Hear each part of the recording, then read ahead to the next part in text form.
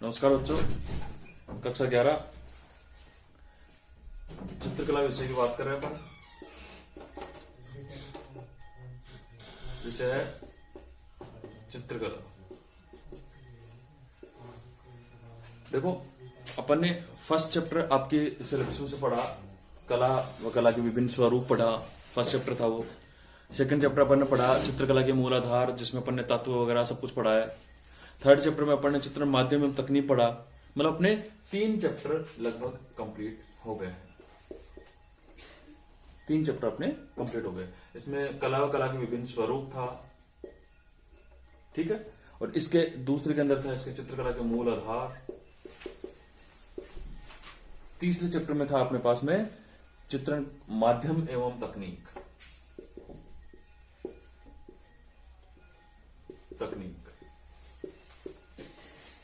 ठीक है। तो ये जो चित्रण माध्यम एवं तकनीक है, इस चैप्टर को मिलाकर अपने 3 चैप्टर कंप्लीट हो चुके हैं। अपन अब करेंगे चौथा चैप्टर स्टार्ट, ठीक है। तो जैसे चौथा चैप्टर का नाम है अपने, देखो आपके विषय में से चौथा चैप्टर जो था वो था कला, शिक्षा एवं समाज।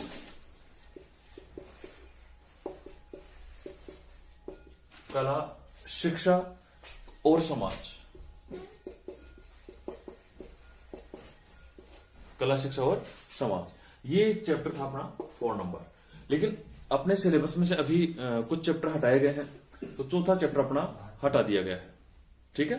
तो इस चौथे चैप्टर में की जगह अपने को 5वां चैप्टर पढ़ना पड़ेगा, क्योंकि चौथे चैप्टर को हटा दिया है। तो 5वां चैप्टर अपना पढ़ेंगे प्रागैतिहासिक कला।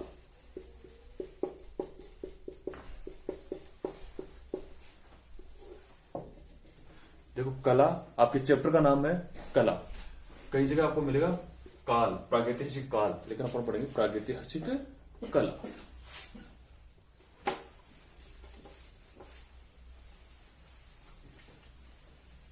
देखो, प्रागैतिहासिक कला की बात करते हैं अपन ने पहले बीच में भी थोड़ा सा पढ़ा था, इसके बारे में डिस्कस किया था। प्रागैतिहासिक कला क्या होता है? तो प्रागैतिहासिक कला का मतलब होता है प्राग। प्राग का मतलब हो गया पुराना, इतिहास, हिस्ट्री, मतलब पुराना जो इतिहास है वही प्रागैतिहासिक काल है। कैसे, कौन सी कला के माध्यम से अपन ये जान पा रहे हैं कि प्राचीन काल से चली आ रही कौन सी जो कलाएं हैं जो आज भी प्रचलित हैं, जिनको लोग आज भी मानते हैं, जिनको लोग आज भी ऐसे समझते हैं कि ये कला बहुत अच्छी है, ठीक है। तो ये कलाएं कौन सी हैं, इनके माध्यम से अपन पढ़ेंगे। तो देखो, प्रागैतिहासिक काल चैप्टर के स्टार्ट करते हैं अपन। प्रागैतिहासिक काल में फर्स्ट नंबर पे एक टॉपिक आता है आदिम कला।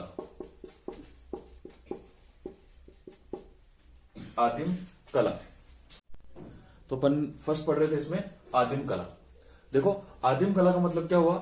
प्रागैतिहासिक काल में आदिम कला क्या हुई कि आदिम कला के माध्यम से, पौराणिक कौन से माध्यम से अपन इस कला को प्रचलित में लेके आ रहे हैं। आदिम, पुराना काल। देखो, आदिम कला मनुष्य के आरंभिक अवस्था से आरंभ हुआ था, मतलब जहां से मनुष्य की शुरुआत हुई थी तब से कला का आरंभ हो गया था। और तभी से माना जा रहा है कि कला कहां से कहां तक पनपी है, ठीक है। तो इस आदिम कला को मतलब हो गया कि कैसे एक पशु पक्षियों की तरह एक मानव रहता था, कैसे मानव जंगलों में स्वच्छंद विचरण करता रहता था, अपने उदर पूर्ति के लिए जानवरों को मारता, खाता और बस, ठीक है। तो वो क्या करता कि ऐसे आदिम कला में जो प्राचीन जो मनुष्य था, मानव था, जिसको आदि मानव कहते थे। देखो, इस आदिम कला का मतलब हो गया इस काल में आदि मानव था। ये आदि मानव जो था ना, ये आदि मानव क्या करता था कि जंगलों में स्वच्छंद विचरण करता था, अपनी उदर पूर्ति के लिए घूमता रहता था। कहीं पे कोई जानवर मिल गया, कोई पशु पक्षी मिल गया, उसको मार लिया, उसको खा लिया, उसको पकाने की जरूरत नहीं थी। धीरे धीरे अग्नि का विकास हुआ, ठीक है। धीरे धीरे शब्दों का विकास हुआ, मतलब जो लेखनी है, अपनी शब्द भाषा है, इसका विकास हुआ धीरे धीरे। इससे भी पहले के काल को इतिहास के जो मानता है, वो अपने जहां अपने भाषा का भी विकास नहीं हुआ था, उससे पहले ही कला का विकास हो गया था। क्योंकि क्या करते थे, यहां पे जो आदि मानव थे, ये क्या करते थे, ये अपने जो दूसरे दिन जिस जानवर को उनको मारना होता था, जैसे उनको पता चल गया कि इस जानवर को अपने को कल मारना है, इस जानवर से अपन यह करेंगे कि इस जानवर को अपन मारेंगे, इस जानवर का अपन शिकार करेंगे, उस शिकार के माध्यम से अपन क्या करेंगे, अपना उदरपूर्ति करेंगे। तो पहले क्या करते थे वो, पहले वो अपने गुफाओं में, जैसे गुफाओं में रहते थे वो आदि मानव पहले गुफाओं में रहते थे, तो जैसे गुफाओं में रहते थे तो गुफाओं में क्या करते थे, वो एक दीवार पे, उस गुफा की दीवार पे उस जानवर का चित्र बनाते थे जिस जानवर को उनको कल शिकार में शिकार करना था। जैसे कल किसी हाथी का शिकार करना है तो वो क्या करते, अपनी गुफा में गए और अपनी गुफा में उस जानवर का चित्र बनाते थे, और चित्र बना के, उस हाथी का चित्र बना के, और उस पे तीरों के निशान लगाते थे, भाई तीर लग के वो मर गया। ऐसे ही अनेकों चित्र प्राप्त हुए हैं आदि मानव के काल में। और देखो, आदि मानव जिस समय भाषा का विकास नहीं हुआ था, उस समय भी कला का विकास हो गया था। तो आप समझ सकते हो कि कितनी प्राचीन कला चली आ रही है। और आज भी मध्य प्रदेश, बिहार, एमपी, मतलब मध्य प्रदेश, यूपी, उत्तर प्रदेश, राजस्थान, कोहर, बल्डरिया, ऐसे बहुत से स्थान हैं जहां पर आदि मानव के समय के बने हुए चित्र प्राप्त हुए हैं, और वो आज भी सुरक्षित हैं क्योंकि वो गुफाओं में बने हुए थे, वो दीवारों पे बने हुए थे। ठीक है, तो ऐसे लाखों हजारों चित्र अपने को प्राप्त हुए हैं। हाल ही में मध्य प्रदेश के भीमबेटका में लगभग 150 से अधिक चित्र प्राप्त हुए हैं, जो प्रोफेसर श्रीनिवासन ने उनको खोज किया था।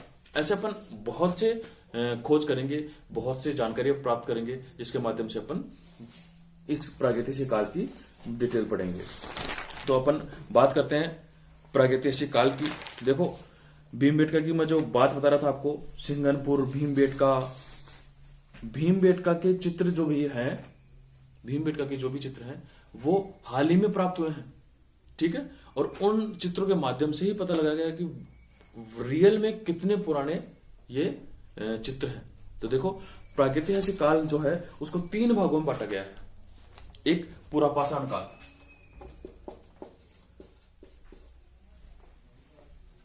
पुरापाषाण काल, सॉरी पूर्वपाषाण,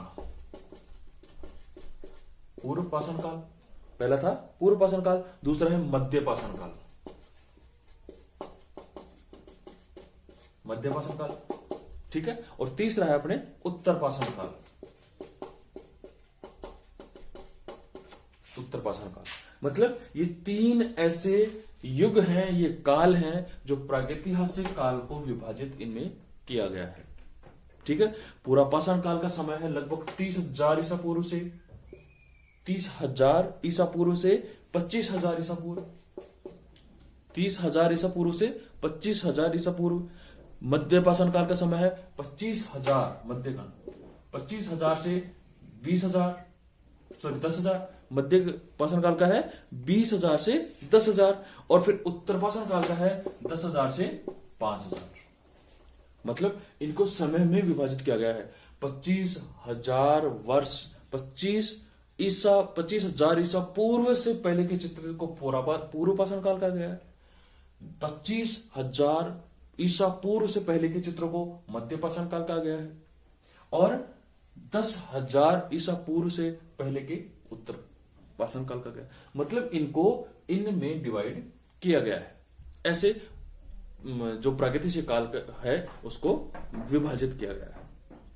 ठीक है, तो देखो, पूर्वपाषाण काल में इस युग में अवशेष रूप में औजार, हथियार आदि रूप मिले। इस युग में जैसे पूर्वपाषाण काल है, इसमें औजार, हथियार वगैरह, कुछ नकुले, पत्थर वगैरह ये प्राप्त हुए हैं।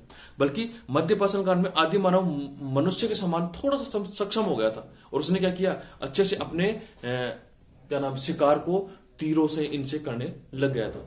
और उत्तर मध्यकाल जो है, उत्तरपाषाण युग है, वो आज का युग है, मतलब आज से थोड़ा सा पहले का युग, जो धीरे धीरे पूर्णतः डेवलप हो चुका था, वो युग है। तो ये इन 3 भागों में इनको विभाजित किया गया है। इसके माध्यम से इसके बाद में अपन इनकी जो प्रमुख शैली चित्र हैं उनके बारे में अध्ययन करेंगे नेक्स्ट जो क्लास होगी उसमें, और प्रमुख शैल चित्रों के साथ साथ उनकी विशेषताएं भी प्रागैतिहासिक काल में जो भी हैं वो भी करेंगे अपन, और इनकी जो प्रमुख विशेषताएं कौन कौन सी है प्रागैतिहासिक काल में उनका भी अध्ययन करेंगे। तब तक इनको अच्छे से पढ़ेंगे, इनके मैं नोट्स भी आपको उपलब्ध करवा दूंगा। ठीक है, धन्यवाद।